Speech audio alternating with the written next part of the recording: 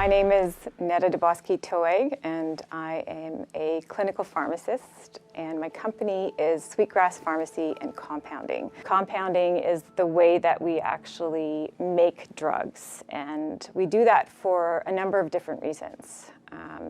The foremost reason is that we like to individualize patient care and patient dosing. I started out in politics, working for Ethel Blondin Andrew, who was a woman minister, and it was a very unique opportunity. The only thing that I found was that politics moved too slowly. So I thought about going into healthcare, and I looked at who was signing, the big checks in Canada, and those were MDs. So I said, that's what I want to be. But in the end, I took a side trip into pharmacy, and I ended up loving it.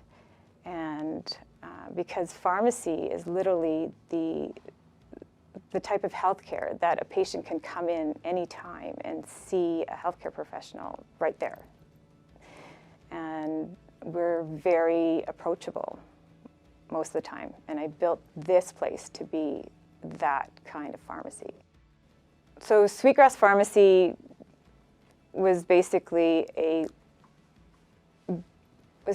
idea that came from a love-hate relationship with pharmacy. And I took everything that I loved about pharmacy, everything that I hated about working there, and I built this vision. My pharmacy is unique in its aesthetics. We are very bling, but we're also very warm and inviting, and we make sure that the pharmacist is seen at all times, which is not something that you kind of see nowadays. Because we cater to different specialties with my background in pain and autoimmune and cancer, we're able to help patients that especially in a rural setting, that might not get the healthcare that they need. Sweetgrass itself was a way of giving back to my community for funding, my degrees. We need to build an army of healthcare professionals. If we really want to see change and affect change, we need to start with our health. By being here,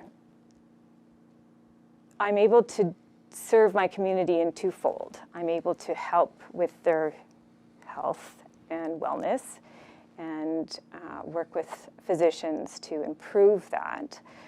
I'm here to educate patients on how to improve their health so that it's not a dictatorship, but a partnership. And I'm here to inspire the youth in my community to basically say, I can do that too. My staff are the reason that I wake up in the morning. I'd say patients are a very close second, but my staff has just inspired me to just keep going and dream bigger. They are all Indigenous, and many of them from Chiging. The way that I inspire the youth is by showing up as well, and by spending the time to educate them and investing in their training and in their future.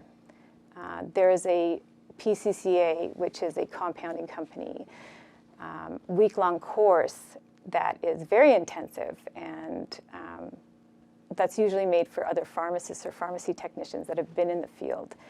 And something unique about our pharmacy is that we send our staff within their first year of working here to that course. And they go to classes, and then they go to a mock lab, and they make really cool compounds that they can take home and show the staff here, the patients, what they made, their family members, their brothers and sisters, and it just basically opens up this world of, something that they've never even thought possible. I made this pharmacy for my staff as much as I did for my patients. I made it a beautiful environment to work in. I made it so that they love coming to work. And every day that they show up is another day that I'm really proud. One of the first challenges in coming up with the idea of building my own pharmacy was actually building my own pharmacy. I was lucky enough that I had carte blanche in terms of the design. And so I worked with a few of my mentors that have been in the pharmacy business for a number of years. And we started sketching things out. I would take this blueprint of mine to different pharmacy conferences and talks. And every time, I heard a new speaker or idea, I would run up to them and just say, hey, if you could build a pharmacy, what would it look like? And that's something that I want to instill in, youth, is that you don't have to have all the answers. And I didn't just create this place out of nothing. One of the best questions I've ever asked is, how did you get started? And I ask that to everyone, because when you ask that question, it's not like, what do you do? It's like, no, what have you done that you really feel like you've accomplished something? Instead of going to a bank, which I couldn't do because the property itself and all the inventory that we have is non-seizable, I had to find other means of funding. Besides what I had, worked to get and save, I started looking at Aboriginal financial institutions, AFIs. Wabatek is one of the most popular, and they are here. And so they were the first AFI that I approached, and they helped me to find funding to do my business plan. Nobody had ever done this kind of business before, so when it came to doing a business plan for an Indigenous pharmacy, I had to use a lot of different resources and a lot of different mentors to make it work. The wonderful thing about, doing some research and finding out about different AFIs was I found out that you don't have to use your land as collateral, and that there are other AFIs that, might have unique backgrounds that know about your small business and that expertise, and those are the ones that you need to suss out. So I worked with the chief, and we were able to change AFIs, which has never been done. And I'm with Two Rivers. And Dave Vince, who's the CEO, was incredibly helpful. And right away off the bat, he set me up with a pharmacist that owned her own pharmacy on reserve. She was non-Indigenous, but she also helped off the bat in terms of, what I could be expecting, and then, it just worked from there. The other thing about the AFI is their staff. Sometimes you just need to vent, and sometimes you need to complain about how there's no money. And just being able to call somebody up and just say, this is what's happening, can you help? And having your financial institution go, I don't know, but I'm going to check. It just makes the world work a little bit better that day. Because I wanted to keep my native status, I couldn't incorporate. And so I'm literally the only pharmacy in Canada that is run under her own name, which has a lot of liability and can create a lot of stress sometimes. I was always taught by my mentors that you should only have one pharmacist, one cashier, and one pharmacy assistant, because you're not making any money. until your third year. Well, we disprove that too. Like I said, we're the stereotype breakers. And so I started off with 6 staff, and now I have 8. And I've never had less than that. Again, it's all about the staff. It's all about increasing capacity. And again, I'm throwing that word out, but what it means is investing in your community, listening to the youth, showing them an alternative, and sending them to expensive courses, even though you can't afford it. You find a way. You ask your band. You beg your chief. You knock on doors, and eventually you will be heard.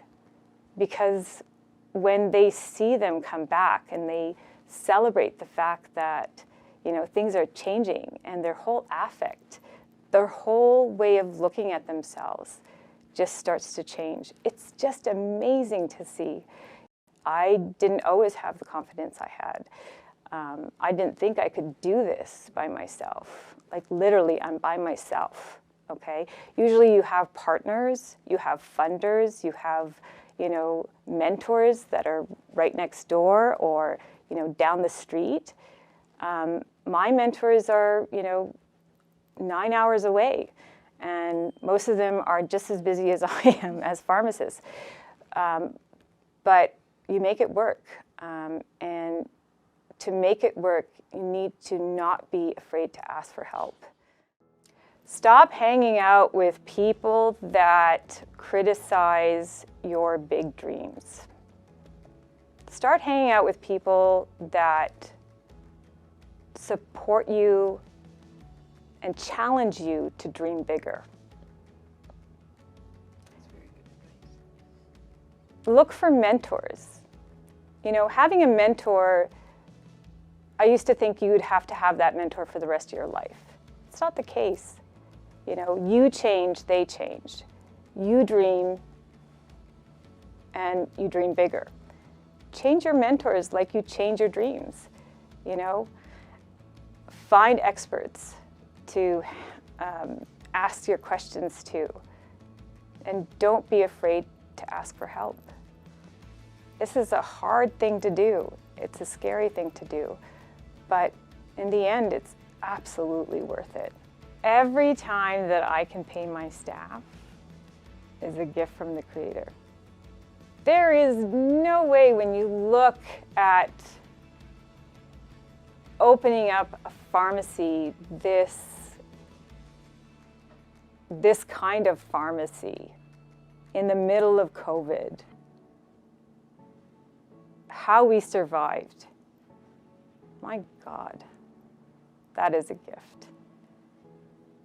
To be able to hire as many staff and send them for training and to invest in them and to give them pay raises every time they take on a new responsibility or learn a new skill, that's a gift. Patients keep me going. Patients that come in and tell me, I'm just popping in to tell you that you've changed my life. Thank you for all you do. That's a gift. It's really my patients and my staff that keep me going and get me up in the morning.